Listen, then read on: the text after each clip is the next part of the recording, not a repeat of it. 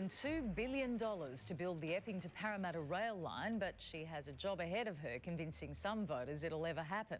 Chris Maher is at Parramatta Railway Station. Chris, why the scepticism? Chris, people here say they've heard it all before, including this project, which the state government promised, then dumped. Now, its track record has many people wondering whether federal Labor can do any better. Labor hope all aboard on its grand plan for Sydney transport, the Prime Minister's ticket to ride in the city's west. The Gillard government will get this done, working with the New South Wales government. She's promised $2.1 billion for the railway to be completed by 2017. That's a great win for families in Western Sydney. So thank you, Prime Minister. Thank you. Absolutely. Thank you very much. But state government funding will have to come first, $500 million. When the state government doesn't even have this project in its 10-year transport plan, Leaving commuters less than convinced. I'd rather believe it when I see it. They've made other promises as well, which they haven't fulfilled, so we'll see. The Epping-Parramatta link was announced in 1998, canned in 2003 as a waste of money.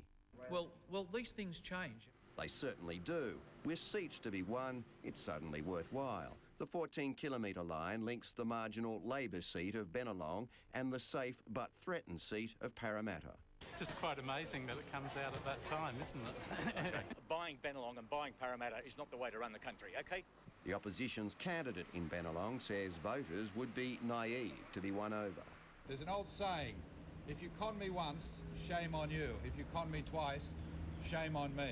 Tony Abbott says New South Wales Labor has promised $28 billion for rail projects that never started. Big promises before an election, broken promises after an election.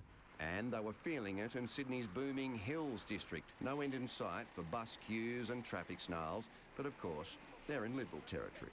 That we're put on the shelf, that once again this area has been ignored. Federal funding for the Parramatta to Epping rail link won't begin until 2014. So it's very much a case of, trust me, the cheque's in the mail. Chris? Never heard that before out there too. Thanks, Chris. Now to political editor Mark Riley, who's outside the Rooty Hill RSL for tonight's Leaders Forum. It's not a debate, Mark.